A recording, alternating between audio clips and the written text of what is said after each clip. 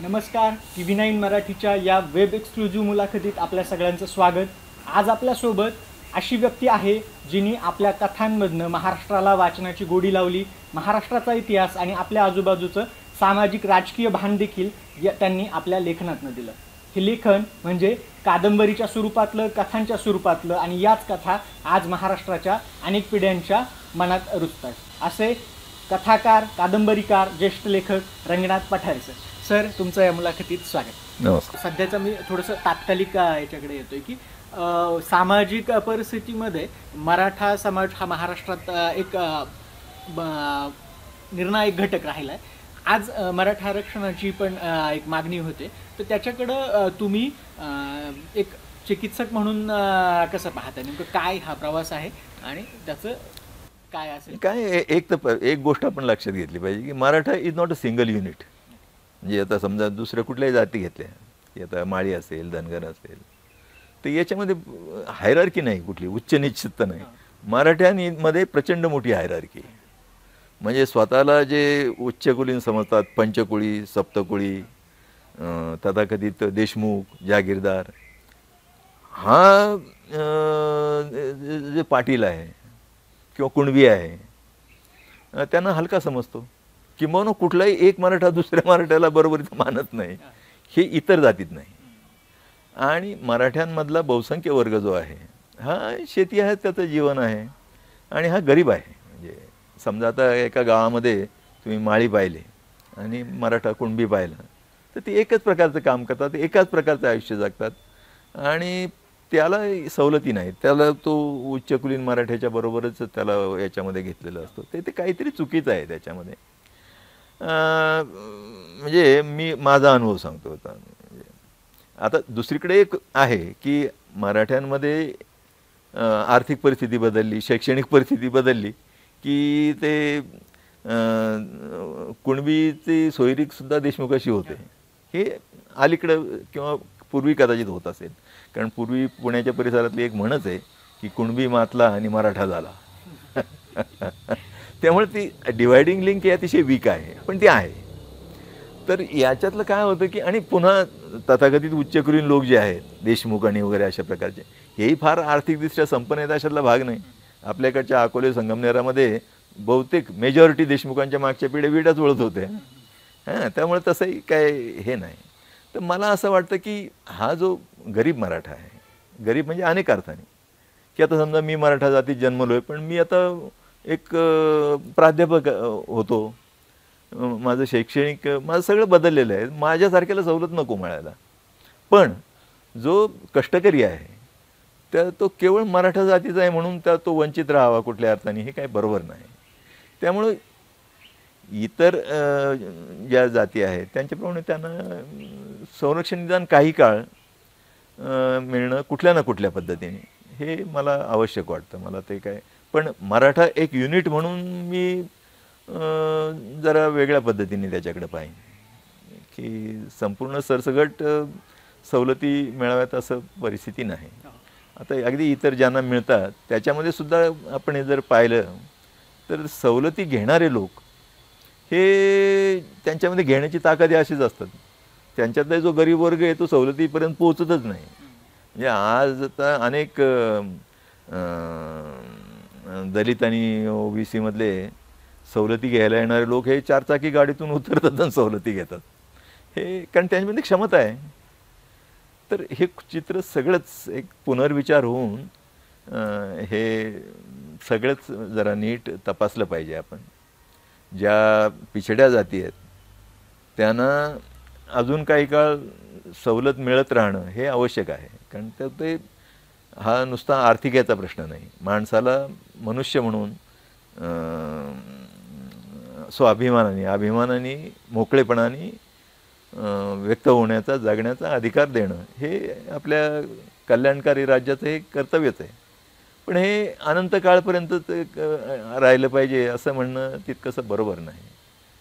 आणि त्यामुळे याचं खूप विचारपूर्वक पुनर्विचार होणं गरजेचं आहे.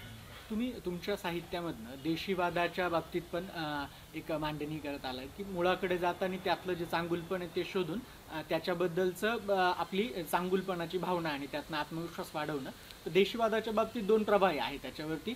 एक पारंपरिक टीका अशी होती की देशीवाद हा पुन्हा सरंजामशाही कडेच नेण्याचा हा काही विचार आहे का? तर तुमची भूमिका देशीवाद स्पष्ट करताना नेमकी काय? हे बरोबर आहे अगदी. देशीवाद हा परंपरेला महत्त्व देतो ही गोष्ट खरीच आहे. पण कोणती परंपरा? कारण परंपरा अनेक प्रकारच्या असू शकतात. आता उदाहरण तुम्हाला सांगतो की आता मी समजा कोणत्या परंपरेमध्ये उभा आहे असं मी स्वतःला मानतो. तर मी असं मानतो की मी तुकारामाच्या परंपरेमध्ये उभा आहे. म्हणजे तुकारामापासून मी महात्मा फुल्यांपर्यंत येईल, साने गुरुजीपर्यंत येईल, नेमाड्यांपर्यंत येईल, नेमाडे, चित्रे, कोलटकर आणि त्याच्यानंतर आपण आहोत. अशा रेषेमध्ये मी उभा आहे असं मी मानतो. म्हणजे तुम्ही जो काही देशीवाद मांडताय तो शोषणाच्या विरोधातच उभा आहे. देशीवाद काय मी मांडलेलं नाही, नेमाड्यांनी मांडलेलं आहे. मी त्याच्यावर थोडंफार लिहिलेलं आहे, नेमाड्यांनी प्रामुख्याने मांडलेलं आहे. पण मी असं मानतो की आता ही परंपरा मी, कारण कसं आहे की कुठल्याही लेखकाला स्वतःची काही एक परंपरेमध्ये उभं करणं हे आवश्यक आहे. कारण त्या आपल्या पूर्वजांनी काय केलेलं आहे हे समजावून घेऊन वैचारिकदृष्ट्या आपण कोणत्या परंपरेत आहोत हे आपल्याला कळणं आणि तिथं उभं आपण आहोत याचं भान असणं ही फार महत्त्वाची गोष्ट आहे. तर आता याच्या समजा मी मी परंपरेचं सांगतो की तर परंपरा आता समजा आपण हे केलं की तुकारामाच्या ऐवजी तिथं लगेच रामदास घेऊ शकता तुम्ही. रामदासाच्या नंतर चिपळूणकर घेऊ शकता. म्हणजे ही सगळी जी परंपरा आहे की रामदास म्हणजे ब्राह्मण जरी झाला मूर्ख तरी ते असं जे काही आहे की तरी तो पूज्य आणि असा रामदासांनी काय म्हटलेलं आहे किंवा चिपळूणकरांनी की मराठी भाषा ही एखाद्या नूतन भूमिकेप्रमाणे असून तिची मशागत अद्याप व्हावयाची आहे आणि तिला एकीकडून संस्कृत आणि दुसरीकडून अंग्रेजी यांचं बळ दिलं पाहिजे वगैरे त्यांनी म्हटलं. खरं म्हणजे या भाषेमध्ये नूतन भूमिकेप्रमाणे नाही आहे, नव्हतीच त्यांच्या काळातसुद्धा. कारण ज्याच्यामध्ये नामदेव, ज्ञानेश्वर, तुकाराम अशा मोठ्या कवींनी लिहिलं होतं ही भाषा कुमारी कुठली आली? ही तर सुवर्णकाळ तिचा होऊन गेला होता. आणि ही जी परंपरा आहे या परंपरेत मी स्वतःला कधीच ठेवणार नाही. चिपळूणकरांच्या मी फुल्यांच्या परंपरेमध्ये राहीन, तुकारामाच्या परंपरेमध्ये राहीन. तर मला असं वाटतं की परंपरे ही गोष्ट महत्त्वाचीच आहे, पण ती कोणती परंपरा तुम्ही मानता हे तुम्हाला समजलं पाहिजे.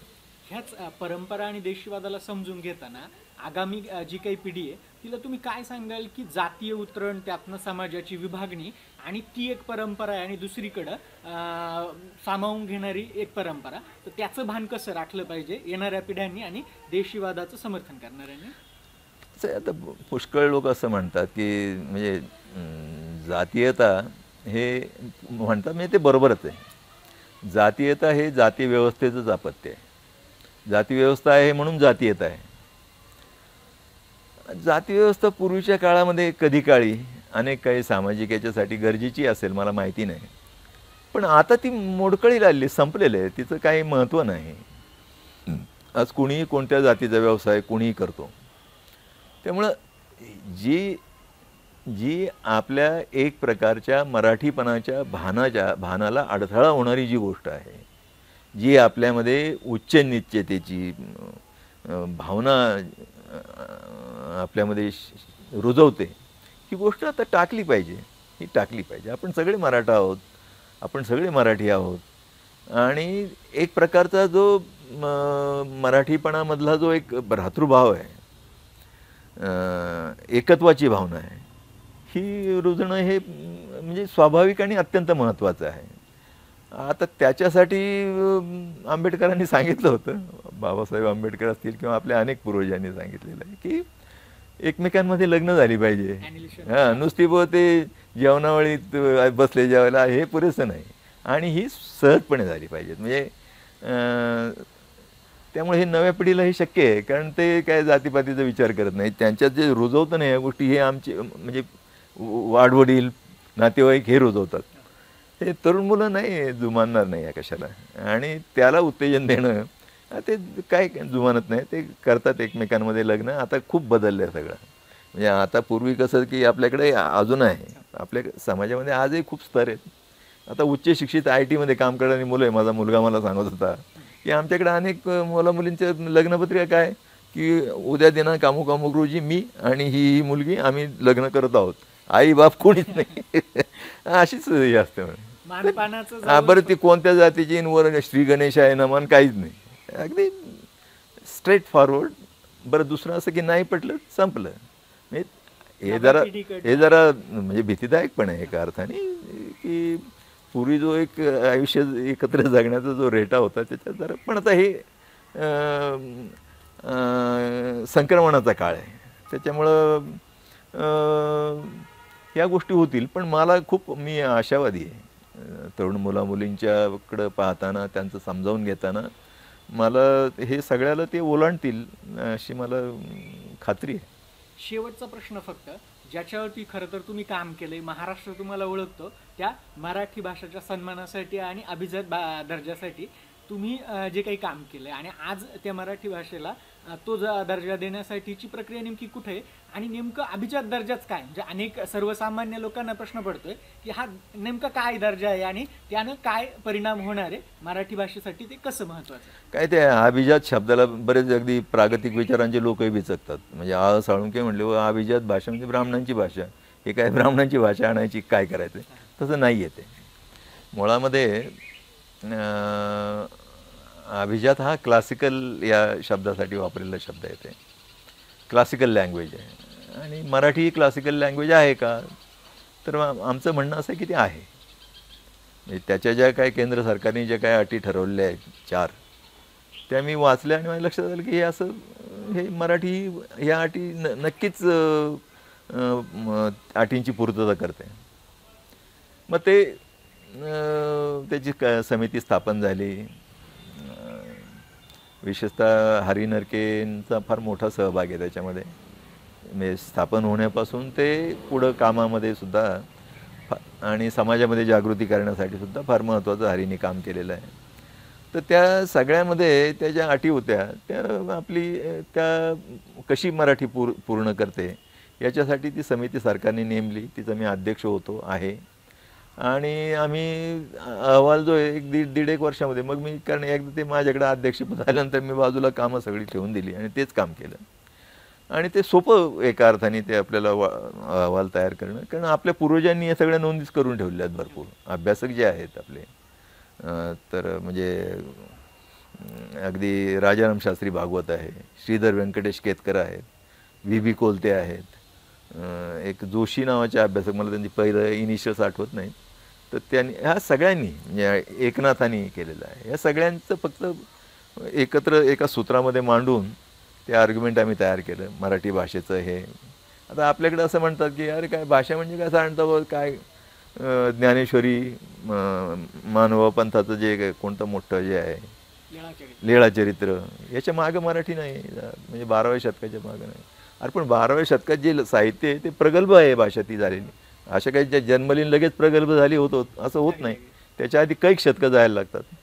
ही साधी गोष्ट आहे अगदी. त्यामुळे मराठीची प्राचीनता ही स्वयंस्पष्ट आहे. आणि मग आमच्या लक्षात असलं की अरे ही महाराष्ट्रीची भाषा आहे मुळातली, हिच्यातून आपली भाषा आलेली आहे. आजही आपल्याकडे जी गाथा सप्तशती आहे, गाहा सत्सई, ती 2000 वर्षापूर्वीची किमान, आणि ती सातवाहनांच्या काळातलं येते. हाल सातवाहन राजांनी गोळा केलेले आहेत आणि ज्याची राजधानी जशी पैठणला होती ती पेशावरला उपराजधानी होती. अफगाणिस्तानपर्यंत त्यांचं राज्य होतं आणि सलग 400 वर्ष होतं. गाथा सप्तशतीमधलं सगळं जे वर्णन आहे ते सगळं गोदावरी नदीकाठच्या सगळ्या कविता आहेत. त्या शेतं असतील, गावं असतील, स्त्री पुरुष असतील, हे सगळं त्या गोदावरी नदीकाठचं म्हणजे प्राचीनता आहे. नंतर श्रेष्ठ वाङ्मयाची सलग अशी परंपरा आहे. हे सगळं मांडून आम्ही ते केलं. केंद्रामध्ये ते गेल्यानंतर त्यांच्या पद्धतीनुसार केंद्र सरकार साहित्य अकादमीला तो अहवाल देतो. साहित्य अकादमी देशातल्या नामवंत भाषाशास्त्रज्ञांची समिती नेमते, ती नेमली गेली. त्या समितीने अहवाल दिला की हे यांचं मराठीचं जे म्हणणं आहे ते अतिशय योग्य आहे. त्यामुळे केंद्राकडे गेल्यानंतर केंद्राने औपचारिकता होती, त्या 2-3 खाती जी आहेत त्यांनी त्याच्यावर हे करायचं. अकॅडमिक अकॅडमिक ऑडिट तर झालेलं आहे. आता बाकी फक्त तुम्हाला आर्थिकदृष्ट्या काय करायचं असेल ते करायचं. तर दरम्यान अनेक या लोकांनी सरकार बदललं. आधी काँग्रेसचं सरकार होतं मग ह्या लोकांनी मग केंद्र सरकारने हां मग ते आमच्या आमच्या ठिकाणी खटला चालू आहे दुसऱ्या भाषेचा, तोपर्यंत थांबला. मग तो 2 वर्षांनी तो खटला संपला. मग म्हटले आता काय अडचण दिसत नाही, we are actively thinking over it. मधून मधून प्रश्न विचारले जातात त्यावेळेला हा मंत्री सरळ खोटं बोलतात. तो सरळ सांगतो संसदेमध्ये की we are actively considering the giving classical status to Marathi language. प्रत्यक्षामध्ये त्यांनी कृती खात्याने साहित्य अकादमीला ते परत पाठवलेलं आहे आणि त्याच्या कव्हरिंग लेटरमध्ये असं म्हणलेलं आहे. मी त्यांच्या एक्झिक्युटिव्ह बोर्डावर त्यामुळे मला नक्की माहिती आहे की लेटरमध्ये असं म्हटलं की दुसऱ्या भाषेचा एखादा प्रस्ताव आला तर त्याच्याबरोबर हे आमच्याकडे पाठवून द्या. म्हणजे सगळ्या गोष्टी क्लिअर आहे, फक्त मराठीला त्यांना एकाला द्यायचं नाही तर दुसऱ्या भाषेसोबत. काय संबंध आहे ना, काय संबंध नाही. आज 13 साली ते दिलेलं आहे, 13 न आता आहे 21, हे 8 वर्ष झालेली आहेत.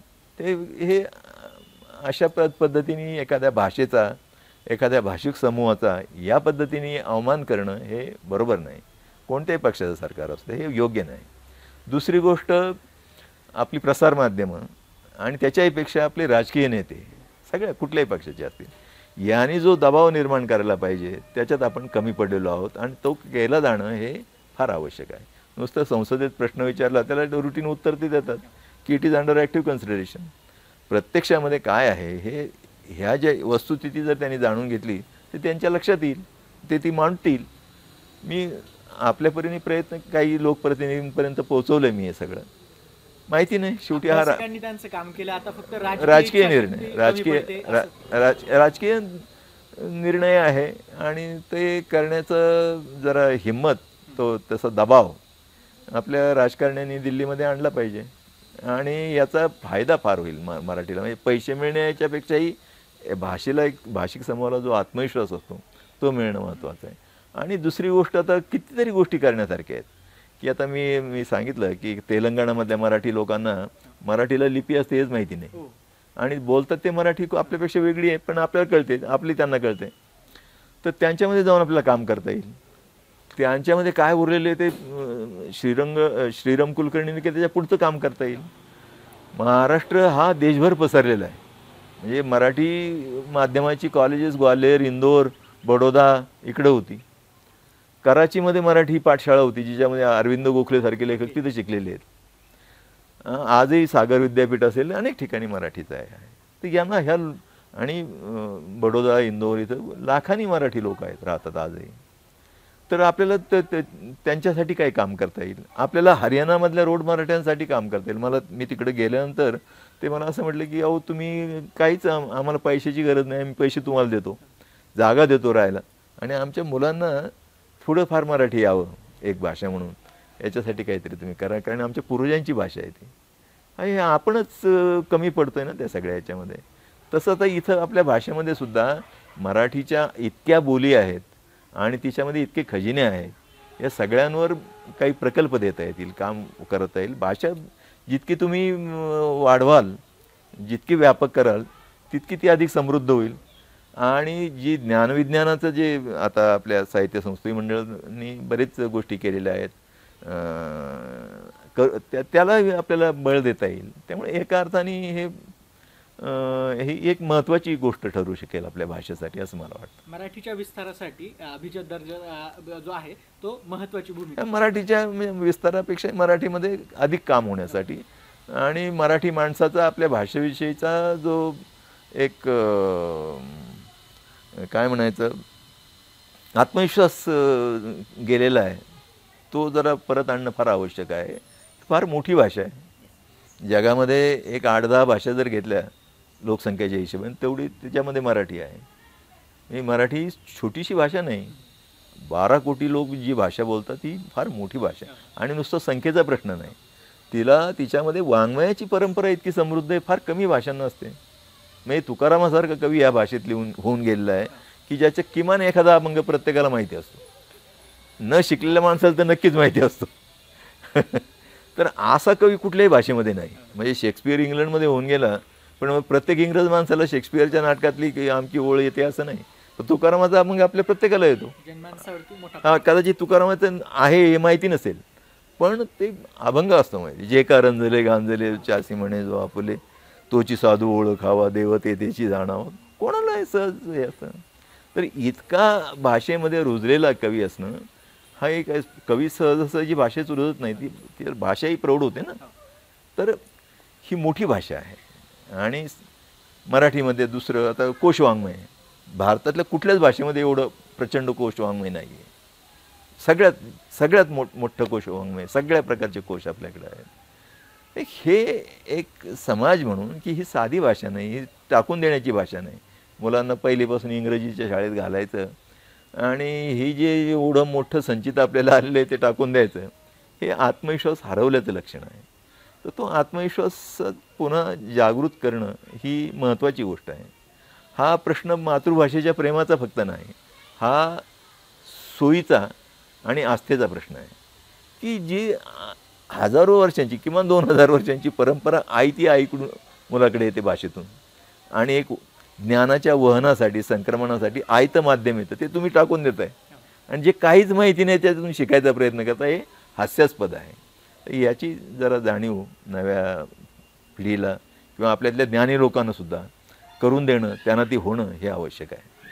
तुम्ही फक्त याला फक्त उपप्रश्न हा होता. मगाशी तुम्ही उल्लेख अफगाणिस्तानचा केला मराठीचा संदर्भ देत असताना, आणि आज जागतिक पातळीवरती अफगाणिस्तानमधल्या काही वेगळ्या पातळीवरच्या घडामोडी घडतात. 1919 साली त्या महिलांना मतदानाचा अधिकार मिळणं, जो कदाचित इंग्लंड आणि अमेरिकेनंतर दुसऱ्या वर्षी तो भेटला आणि आपल्या भारताला तर खूप नंतर भेटलं. म्हणजे 1919 साली तो मताचा अधिकार, तिथली ती आधुनिकता, आणि नंतर असं काय घडलं की ज्याच्याकडे बघून भारताने पण शिकलं पाहिजे की हां, परंपरा देशवाद पाहताना इथं आपल्याला भान ठेवलं पाहिजे, तर आपण योग्य दिशेने जाऊ, नाही तर अधोगतीकडे जाण्याचा धोका आहे. पण जगातल्या सगळ्या म्हणजे आधुनिक काळात तरी जगातल्या सगळ्या ज्याच्याकडे ज्या भूमीमध्ये काही ना काही महत्त्वाचं आहे किंवा जे जिओपॉलिटिकली स्ट्रॅटेजिकली महत्त्वाचं आहे, अशा सगळ्या देशांमधले प्रश्न ह्या बाहेरच्या शक्तींनी निर्माण केलेले आहेत.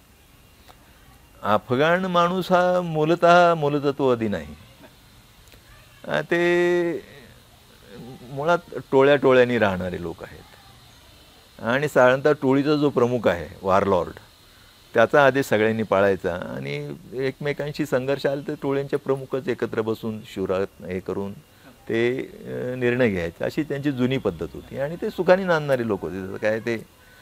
पण आणि ते खूप आपण अफगाण म्हणजे फक्त पठाण समजतो, तर ते हाजरा आहेत, खूप वरचे ताजिक लोक आहेत, अशा अनेक टोळ्या आहेत. आणि तिथं अनेक खनिजांच्या दृष्टीने समृद्ध असा प्रदेश आहे. जिओपॉलिटिकली महत्त्वाचा भाग आहे तो. विशेषतः ब्रिटिश किंवा अमेरिकन लोकांना गल्फमध्ये जर काही रस्ता असेल तर त्यासाठी ते महत्त्वाचं आहे, पाकिस्तान आणि अफगाणिस्तान दोन्ही. तर यांनी हस्तक्षेप करून हे निर्माण केलेले आहेत प्रश्न. तालिबानसुद्धा पाकिस्तानला जी मदत केली त्याच्यातून उभं राहिलं आहे, पाकिस्तानने वापरलं, त्यांना पुन्हा तिकडं वापरलं, अनेक गोष्टी आहेत. तर मूलतत्ववाद जो निर्माण होतो त्याच्या अनेक कारणं आहेत. आता सौदी अरेबियाकडे प्रचंड पैसा आलेला आहे, त्यांनी जगभर मूलतत्ववाद पेरल्यासारखाच आहे. मुस्लिम याचा भारतासारख्या देशामध्ये आपल्या इकडचा मुसलमान त्याला काही शिया सुन्नीन काय त्याचं काही घेणं नव्हतं. तो आपल्या सगळ्या लोकांमध्ये खेड्यापाड्यामध्ये मिळून मिसळून छान राहत होता. म्हणजे मुसलमान नाही तर गावात अपुरं आहे गाव असं आपल्याकडे मानत असत. तर ते तशा पद्धतीने तिकडं ते वाढत गेलेलं आहे. आणि आता एकदा एखादी गोष्ट वाढली की ती मूळची व्यवस्था मोडून टाकते. तशी तालिबान किंवा अतिरेकी प्रवृत्ती आहेत, त्यांनी ह्या वॉरलॉर्डचं महत्त्व संपवून टाकलं. त्याच्यामुळं ते हतबल झाले, त्यांच्या अंगात त्यांच्यामध्ये ती हे ताकद उरली नाही. दुसरीकडं लोक आधी सोव्हिएत युनियनने आक्रमण केलं त्यावेळेला त्यांनी तो डाव्या विचारसरणीचं हे सगळं समता आणि याचा हे आणायचा प्रयत्न केला. ते त्या प्रकारचे लोक नाहीत, त्या भूमीतून ते निर्माण व्हायला पाहिजे. जी काय व्यवस्था जी आहे, लोकशाही असेल, साम्यवाद असेल, या त्या भूमीत निर्माण झालं पाहिजे. ते तुम्ही बाहेरून त्यांच्यावर थोपवताय. तर ह्या सगळ्या याच्यामध्ये ह्या बड्या सत्तांच्या एकमेकांमधल्या युद्धाची ती युद्धभूमी रणभूमी बनली आणि त्या लोकांचे विलक्षण हाल झाले त्या सगळ्यामध्ये. त्यामुळे मूळ अफगाण माणूस हा अतिरेकी वृत्तीचा आहे असं मला बिलकुल वाटत नाही. हे प्रश्न आपण निर्माण केला आहे, जसा की काश्मीरचा प्रश्न हा आपण बाहेरच्या भारतीय आपण लोकांनी निर्माण केला आहे, काश्मीरी लोकांनी नाही. हे त्यांची अवस्था जी आहे तर ती म्हणजे आपण आणि पाकिस्तानी दोन्ही म्हणा, पण हे प्रश्न बहुधा बाहेरचे जे लोक आहेत हे जास्ती करून ते कारण असतात. त्यामुळे मला एखादा मूलतत्ववादी होणं याच्याची कारण परंपरा शोधायला आपण गेलो की खूप गोष्टी विचारात घ्यायला लागतील. पण मला एक असं वाटतं की तुम्ही एखाद्याच्या गळ्यावर पाय देताय, दाबताय त्याला बोटाखाली, आणि तू शांततेत जगलं पाहिजे असं सांगताय. आता तो म्हणतोय अरे बाबा मी दबतोय, मी मरतोय, आणि तुम्ही त्याला दाबून सांगताय तू शांततेने आणि सुखाने सगळ्यांच्या याने जगलं पाहिजे. तो चिरडला जाणार आहे तर तो हे उठणारच, आवाज करणारच. दमन करत असताना तुम्ही शांततेची अपेक्षाच ठेवू शकत नाही, बंडखोरी हे त्याचा. हां, आता मुळात जे रूट कॉज आहे ते दमन आहे. तर हे आता ही प्रचार यंत्रणा जी आहे ज्या लोकांच्या हातात, ते आपल्या हे लक्षात येऊ देत नाही. दहशतवादी जो तयार होतो तर अशा मानसिकतेतून तयार होतो. आता मग मी दहशतवादाचं समर्थन करणार नाही, पण हे सुद्धा याच्या मुळाशी गेलं की आपल्या ह्या गोष्टी लक्षात येतात. कोणतंच हत्यार शिल्लक राहिलं नाही की माणूस अतिरेकी होतो, की प्रतिकाराचं मला हेच नाही, काही मार्गच नाही. म्हणजे आपल्याकडं 71च्या सुमाराला थोडंसं मागं पुढं असेल, पश्चिम बंगालमध्ये खूप मोठं हे झालेलं होतं, डाव्यांचं म्हणजे काय सगळं विस्कटून गेलेली होती घडी. त्यावेळची एक कथा आठवते मला, ती पश्चिम बंगाल एक आराम बोट, हा हा असा अनुवाद अशोक शहाणेंनी केला होता. तर त्याच्यामध्ये एकूण हे असं होतं की तुमच्याजवळ काय आहे, तुमच्याजवळ बंदूक आहे, बरं मग तुम्ही काय बंदुकांनी आमच्यावर गोळ्या झाडून आम्हाला तुम्ही मारून ताब्यात ठेवाल का, असं बघा म्हणतात की हे तुमच्याकडे जी मोलकरीण कामाला येते ती आमच्या वस्तीत राहते, तुम्हाला जे म्हशीचं दूध मिळतं ते म्हशीनं आणि मी एकत्र राहतो, तुमचं मलमूत्र सगळं स्वच्छ आम्ही करतो, तुम्ही किती लोकांना गोळ्या झाडाल तरी आम्ही उरणारच, आणि जे उरलेले ते येऊन तुमच्या सगळ्या याच्यावर चढाई करून येऊन तुम्हाला संपून टाकू. आता हे अतिरेकी आहे, पण हा काय ओरडतो, का ओरडतो हे लक्षात घ्यायला पाहिजे ना. तर हे मला असं वाटतं की त्याचा कुठलीही तो जे काय करतो त्याचं समर्थन करायचा प्रश्न नाही, पण ते का होतं याच्या मुळाशी जाणं फार आवश्यक आहे. तर हे होते रंगनाथ पठारे सर. त्यांनी त्यांच्या लहानपणापासून ते कसं वाचायला सुरुवात झाले, त्यांच्यावरती पुस्तकांनी, आजूबाजूच्या माणसांनी आणि एकूणच भौगोलिक परिस्थितीने कसा परिणाम केला, त्या चांगल्या वाचकापासून एका लेखकापर्यंत प्रवास कसा झाला, आणि आज ते या सगळ्या वास्तवाला आपल्या साहित्यातनं कसं परावर्तित करतात हे त्यांनी सांगितलं. त्यांचे TV9 मार्फत खूप खूप आभार. धन्यवाद सर.